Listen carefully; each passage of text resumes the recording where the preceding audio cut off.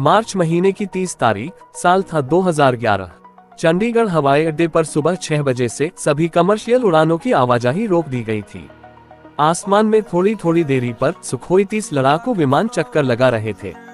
शहर के हर चौराहे पर पुलिस के अलावा सुरक्षा बल तैनात थे और मोहाली क्रिकेट स्टेडियम शायद पहली दफा छावनी में तब्दील हो चुका था। मौका ही ऐसा था, वनडे क्रिकेट विश्व कप का सेमीफाइनल, और वो भी भारत पाकिस्तान के बीच।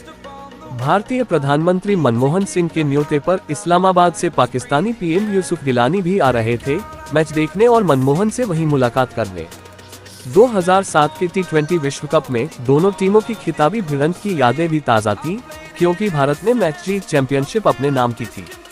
मोहाली के मैच को कवर करने वाले पत्रकारों पर भी एक अनजाना सा तनाव था। इतना बड़ा मैच, साथ में डिप्लोमेटिक गतिविधियां भी कवर करनी थी। क्वार्टर फाइनल में भारत ने एक तगड़ी ऑस्ट्रेलियाई टीम को मात दी थी और गुजरात के मोटेरा स्टेडियम में उस मैच को कवर कर रहे साथी मुकेश शर्मा ने फोन पर कहा था, अब देख लो, मोहाली में सिलसिला जारी रहे।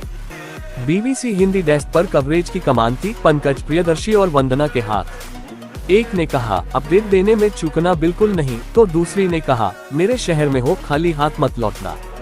दुनिया के सभी टॉप क्रिकेट संवाददाता इस मैच के लिए पहुंच चुके थे। सचिन तेंदुलकर का ये आखिरी वर्ल्ड कप था और युवराज सिंह से लेकर कोहली और गंभीर तक कह चुके थे, इस बार सचिन के लिए कप जिताना है।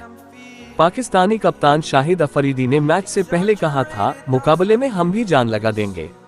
भारत ने पहले बल्लेबाजी करते हुए सचिन के 85 रनों की बदौलत 7 विकेट खोकर 260 रन बनाए थे।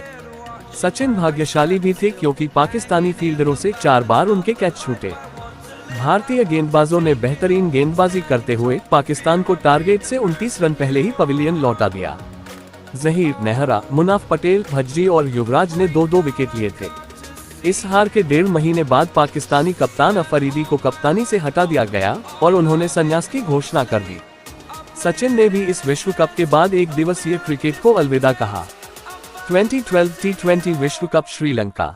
पिछले मुकाबले के अगले साल दोनों टीमों की भिड़ंत श्रीलंका में आयोजित हुए T20 विश्व कप के ग्रुप मैच में हुई।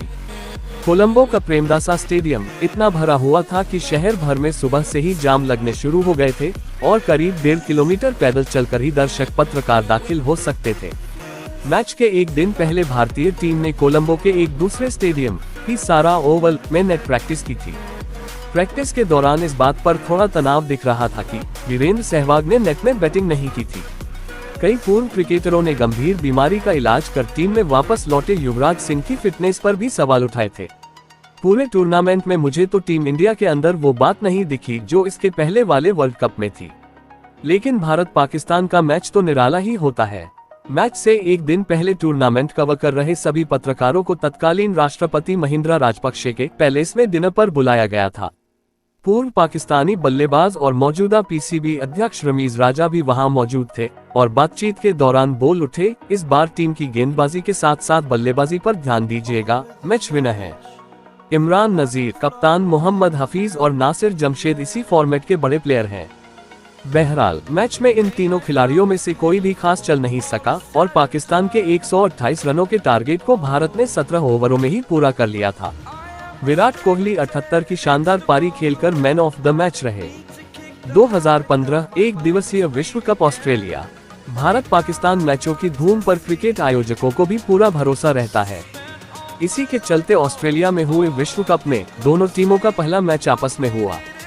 सर डॉन ब्रैडमैन के शहर एडिलेड में दुनिया भर से समर्थक पहुंचे और एक जलसे जैसा माहौल था। शहर के सेंट्रल बिजनेस डिस्ट्रिक्ट वाले जिस इलाके में हम ठहरे थे, वहां के लोगों ने इससे पहले शायद ही रात के 12 बजे सड़कों पर चक दे इंडिया के गाने पर लोगों को नाचते हुए देखा होगा। पाकिस्तान के समर्थक भी अमेरिका से लेकर दुबई तक से पहुंचे थे और जश्न के माहौल में सड़क किनारे बनी बार रेस्टोरेंट में सुबह से ही रौनक बढ़ जाती थी। ऑस्ट्रेलिया में क्रिकेट कवर करने का मजा कुछ और है। टीमें नेट प्रैक्टिस अलग अलग मैदानों में करती हैं, जहां खिलाड़ियों को करीब से जानने और समझने का खासा मौका मिलता है और आगे की रणनीति भी समझ आती है। भारत ने शायद पहले ही सोच लिया था कि इस अहम मैच में टॉस जीतने की स्थिति में पहले बल्लेबाजी कर बड़ा टारगेट सेट करने का। विराट कोहली के शतक और शिखर धवन से क्रीज पर मिले समर्थन के बाद 301 का लक्ष्य पाकिस्तान को मिला। तारीफ करनी होगी सधी हुई भारतीय गेंदबाजी की, खासतौर से मोहम्मद शमी की, जिन्होंने 4 विकेट लिए थे उस मैच में, जिसकी बदौलत पाकिस्तानी पारी 224 रनों पर ही सिमट गई। 2016 T20 विश्व कप भारत में 2020 विश्व कप पहले कभी नहीं हुआ, जबकि IPL की शुरुआत और लोकप्रियता इसी देश से शुरू हुई और बढ़ी थी।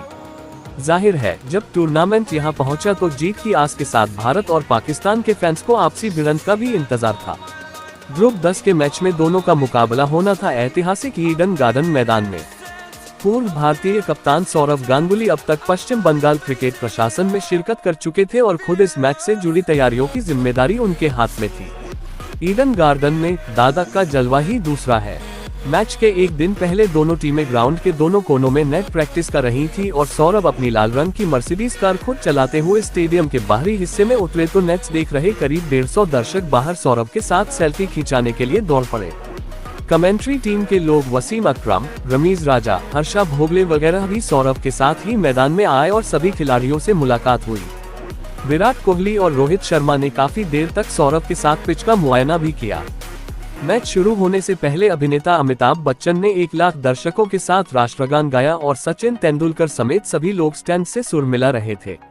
बारिश के चलते मैच 18 ओवरों का हो गया था और पाकिस्तान ने पहले बल्लेबाजी करते हुए भारत को 119 रनों का लक्ष्य दिया। इस बार भी विराट कोहली ने एक आतिशी पारी खेली, 37 गेंदों में 55 रन और भारत ने 2 ओवर रहते ही ये लक्ष्य पूरा कर लिया था। विराट फिर मैन ऑफ द मैच का खिताब जीत ले गए।